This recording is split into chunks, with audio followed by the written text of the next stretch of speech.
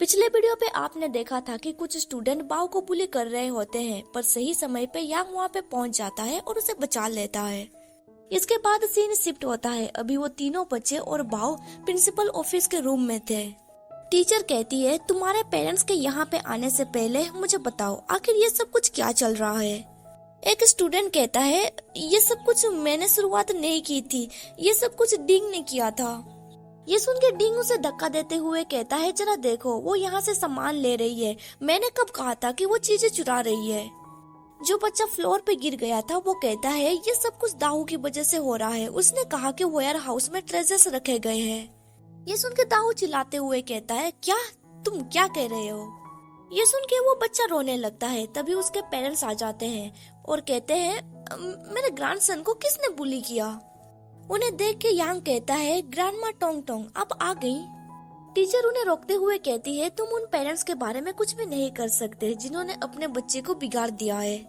Senior teacher उसके parents से कहती है, ग्रैंडमा आप मेरे साथ चलिए।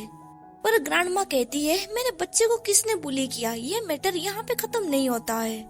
तभी वहाँ पे डिंग के पेरेंट्स भी पहुँच जाते हैं। वो चिल्लाते हुए कहते हैं, मैंने तुम्हें कितनी बार कहा है स्कूल में प्रॉब्लम्स खड़ी मत करना, और अभी तुमने एक फीमेल क्लासमेट को बुली किया।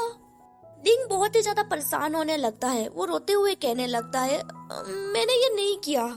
देन वो अपने बच्चे को मारते हुए कहता है, क्या मैंने तुम्हें जिद्दी बनने के लिए कहा था। यांग उन्हें समझाते हुए कहता है, आपको इतनी जल्दबाजी करने की जरूरत नहीं है, चाहे आपके बच्चे कुछ भी क्यों ना करे, आप अपने बच्चे को इस तरह से हिट नहीं कर सकते। तभी टोंग की ग्रैंडमदर कहती है, डिंग ने कुछ देर पहले मेरे बच्चे को मारने की कोशिश की थी, आखिर आपने अपने बच्चे को एजुकेट कैसे किया है। डिंग कहता है, मैं ये नहीं कर रहा था। तभी डिंग का फादर उसे मारने के लिए हाथ उठाने लगता है और कहता है, तुम नॉनसेंस बातें क्यों कर रहे हो। पर तभी यांग डिंग को बचा लेता है। इसके बाद सीन शिफ्ट होता है। हमें एक बड़ा सा हॉल रूम दिखाया जाता है जहाँ पे एक पर्सन स्पीच दे रहा होता है। अभी जियाओ भी वहाँ पे मौजूद था, पर उसका ध्यान स्पीच में नहीं था। वो सोच रहा होता है, पता नहीं मेरे एब्सेंस में वो बच्चे क्या हंगामा मचा रहे होंगे। तभी वो अपना फोन ओपन करता है। यांग ने उसे मैसेज किया था, हैव ए सेफ जर्नी। उसे याद आता है, लू ने कहा था यांग को समझना आसान है, तुम उसके साथ हर रोज वक्त बिताते हो। लॉजिकली कहूँ, अगर वो किसी को पसंद करता है तो तुम्हें इसके बारे में पता चल नहीं जाएगा। तभी जियाओ नोटिस करता है कि यांग कुछ टाइपिंग कर रहा होता है। वो यांग के मैसेज का वेट करने लगता है, पर कुछ सेकंड गुजर चुके थे। यांग ने उसे अभी तक कोई भी मैसेज नहीं किया था। जियाओ उस जगह से बाहर निकलता है और यांग को कॉल लगाता है। यांग उसे कहता है, क्या कोइंसिडेंट है, तुमने सही समय पे कॉल किया है, मैं तुमसे कुछ पूछना चाहता था। जियाओ कहता है, मुझे पता था। यांग कहता है, पर तुम्हें कैसे पता चला। जियाओ कहता है, मैंने वही चैट ओपन किया था, मैंने देखा कि तुम अभी भी टाइपिंग कर रहे थे। ये सुन के यांग सोचने लगता है, क्या तुम मेरे बारे में ही सोच रहे थे। देन वो आगे सोचने लगता है, अरे जाग जाओ, मुझे अभी सीरियस बिजनेस के बारे में उससे बातचीत करनी है।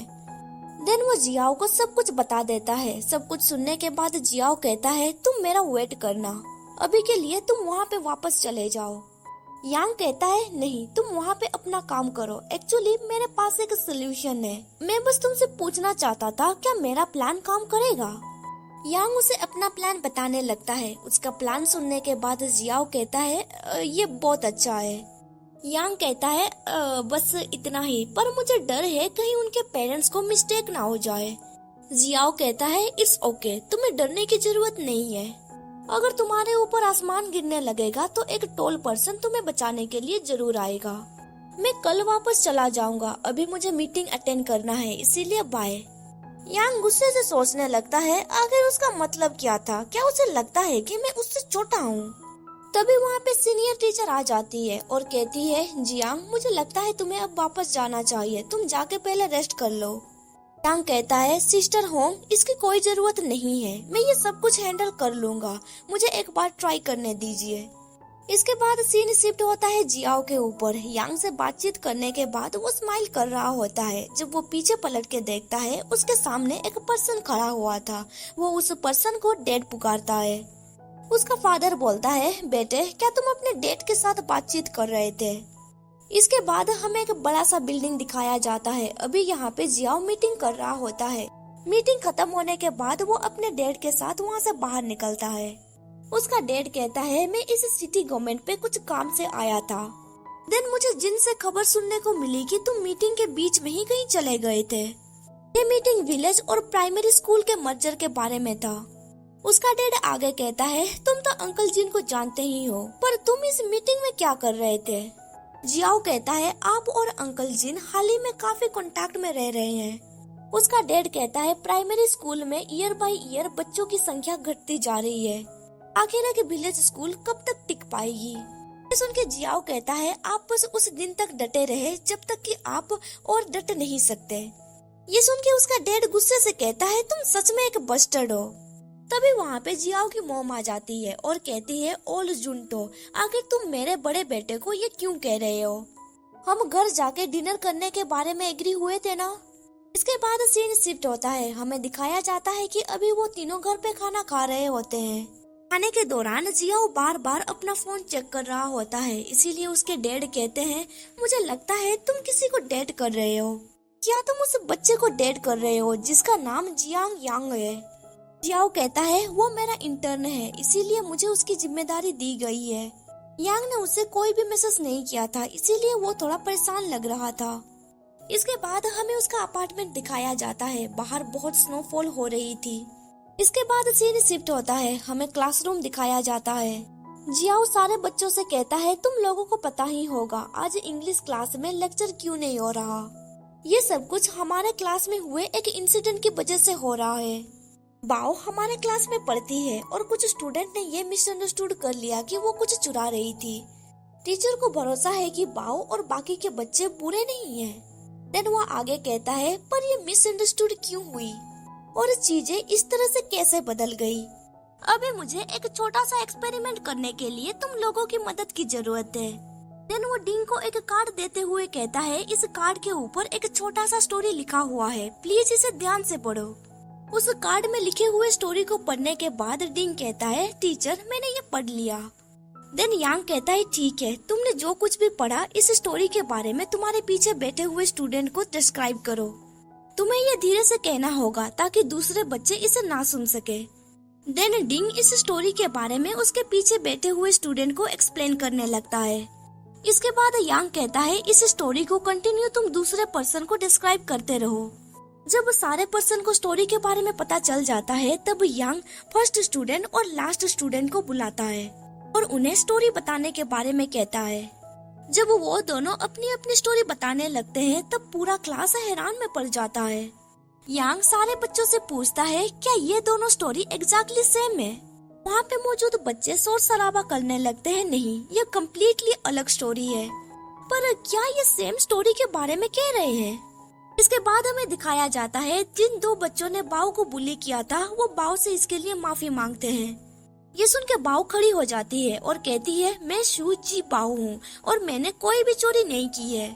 कहता है सिचुएशन को समझे बिना मुझे तुमसे ये सब कुछ नहीं कहना चाहिए था, पर मैं सच कह रहा हूँ, मैंने नहीं कहा था कि तुमने चोरी की, मैंने कहा कि तुमने वो सामान ले लिया था। तभी जियांग एक स्टूडेंट के कंधे पे हाथ रखते हुए कहता है ऊ टोंग क्या तुम्हें भी बाओ से माफी नहीं मांगनी चाहिए। टोंग कहता है वो मैं नहीं था, टाइगर ने मुझसे कहा था कि वहाँ पे कीमती सामान है, इसीलिए मुझे लगा कि वो चोरी कर रही थी। जियांग कहता है दाहू ने भी गलती की है, पर तुम इस सिचुएशन को सही से समझ नहीं पा रहे हो। बिना सबूत के तुमने इसके बारे में सारे स्टूडेंट को बता दिया, क्या तुम्हें ये सही लग रहा है। हर कोई कभी न कभी गलतियाँ करता है और उनसे बचना बेकार है, इसीलिए हमारे पास हिम्मत रहनी चाहिए इसे स्वीकार करने का और इसके बाद हमें इसे सुधारने या फिर भरपाई करने की कोशिश करनी चाहिए। तभी एक स्टूडेंट कहता है टीचर यांग क्या आपने कभी गलती की है। यांग हंसते हुए कहता है ऑफ कोर्स मैंने किया है, पर अब मैं बदल चुका हूँ। इसके बाद हमें दिखाया जाता है क्लासरूम में मौजूद सारे बच्चे बाओ से माफी मांगने लगते हैं, जिसकी वजह से बाओ परेशान होने लगता है और वो यांग की ओर देखने लगता है। यांग उसे समझाते हुए कहता है बाओ सब कुछ ठीक है, अगर तुम उन्हें अभी माफी देना नहीं चाहते हो तो कोई बात नहीं। ये सुन के बाओ इमोशनल होकर कहती है ठीक है।